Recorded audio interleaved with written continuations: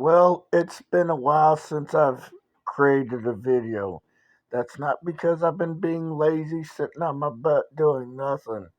On the contrary, I've been gathering supplies, buying parts, and for my next project, I've been wanting to move this bumper from this truck and put it on this Jeep.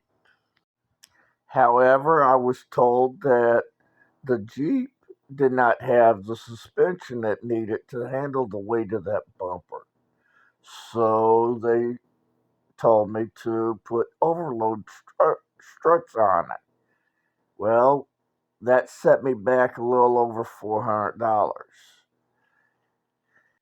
Now that I have paid the money and upgraded the Jeep with the overload struts, I've had two different welders look at it, and they both told me they cannot install the bumper now. However, I did have one welder tell me he could custom build a bumper to fit the Jeep and fit all the accessories that I want to put on it. And in the meantime, I wired up and set up this Dixie horn, more commonly known as Dukes of Hazzard. But when I wired it together, I used 18 gauge wire and didn't have a inline fuse in it. And I drove it around for about a week or two, and it caught fire, burned all the wire up, melted a hole into the battery, and where the wire was laying against the battery, and the acid leaked out of the battery and melted all the air lines in half. So I went back to the drawing board and rewired the wiring horn for the, wiring harness for the Dixie horn. This time I used 10 gauge wire and put, I think, a 30 amp inline fuse. I forget if it was 30 or 40 amp. I think it was 30 amp. And replaced the battery, and everything seems to be working fine for now, except I still have to replace the airline. I've already ordered a new airline and have it here at the house, but I didn't want to install the new airline until I got the battery fixed. Now that I've got the battery replaced, I have to find my tape measure so I can cut the airline to the proper lengths. And when I rewired the wiring harness, I used a different method of wiring. Here's a wiring diagram of how I ended up wiring it. For the life of me, I could not find that same video that I originally got the first wiring diagram from. And this time I was able to get a copy of the wiring diagram, which you're looking at right now. Well, I came out to record a video so you can hear the sound. And when I opened the hood, I found a bunch of these lines were kinked, causing the sour note. I unkinked them, and I haven't installed the horn button yet, but I've got it where I can touch the ends of the wires together.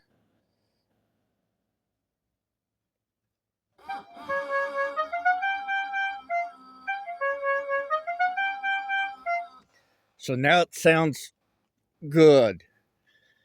My question now is, I watched a video on YouTube how to install this type of horn. I actually watched several videos about it, and all the videos I watched said you had to keep the airlines the same length. My question now is that true, or can I cut these lines to length so I don't have kinked lines when I close the hood and don't have it dragging on this belt.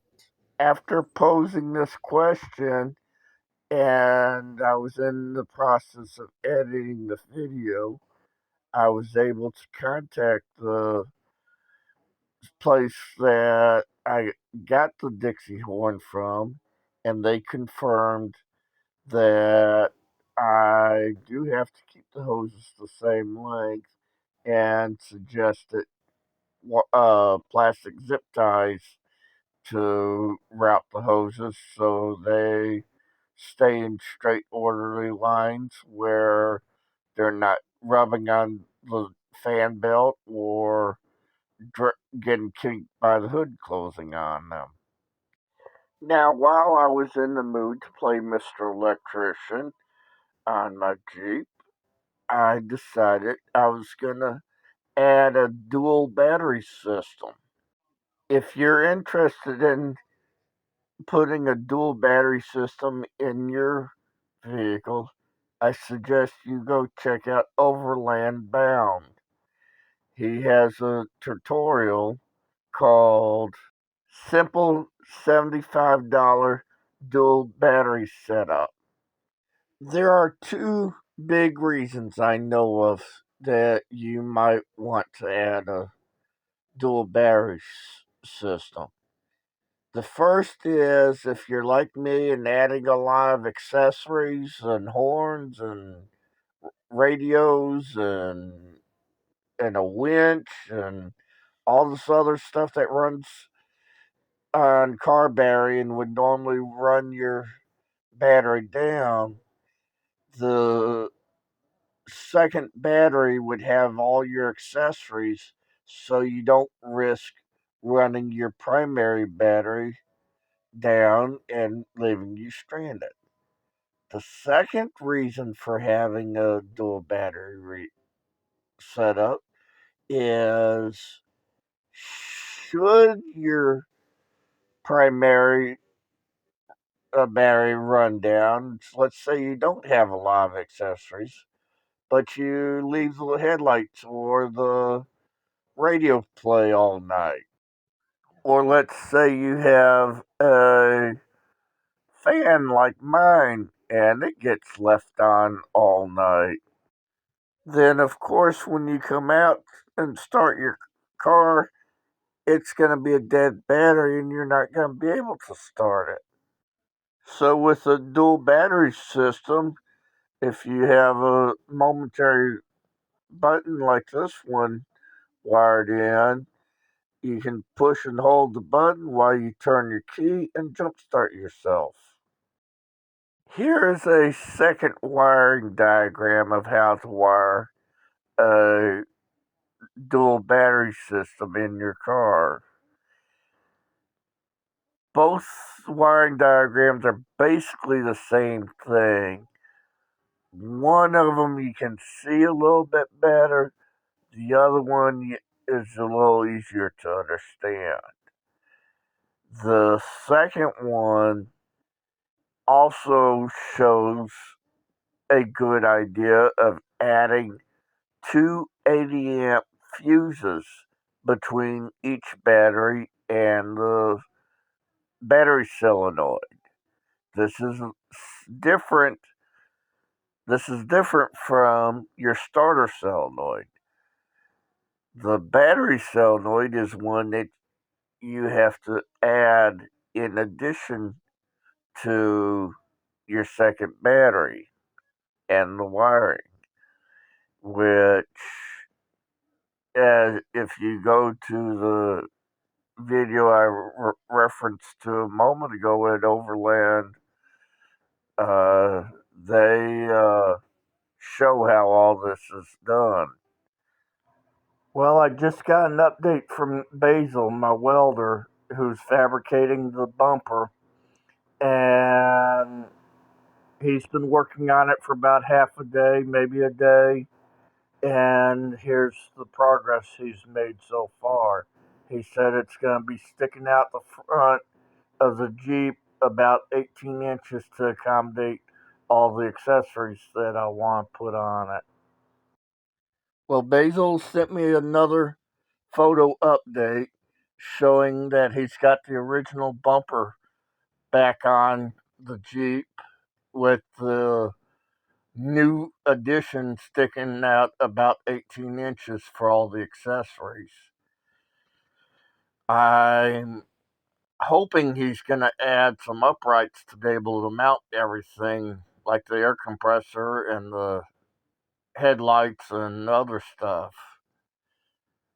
I'm supposed to be talking to him, going to his house in a little bit to show him how I want stuff arranged. October 23rd, Monday afternoon, I was over at Basil's most of the day since about uh, 7 o'clock this morning, and we were working on the bumper some more. We put the braces in for the winch to sit on, and we put the shroud that from the inside sticks above the hood just enough so I can see it and remind me that it's sticking out there when I'm driving or parking in front of a pole. We're going to put a 12-volt air compressor on the frame next to the winch right there. Going to put a second battery for the winch and the compressor over there. And somewhere right in the right over the what's it called, the motor for the winch, or is going to be the trumpets for air horn, and somewhere over on this side we're going to try to fit a 5-gallon jerry can, gas can. The winch is just tied on with a piece of welding wire at the moment. We didn't have the right size bolts when we were ready to mount it. I just came from T&M Lumber getting the right size bolts. Basil has to modify some of the holes, uh, kind of center the holes up better, slot them out or something, because there's one or two holes that are off a little bit. Look for Part 2 video called Jeep Upgrades and Modifications Part 2.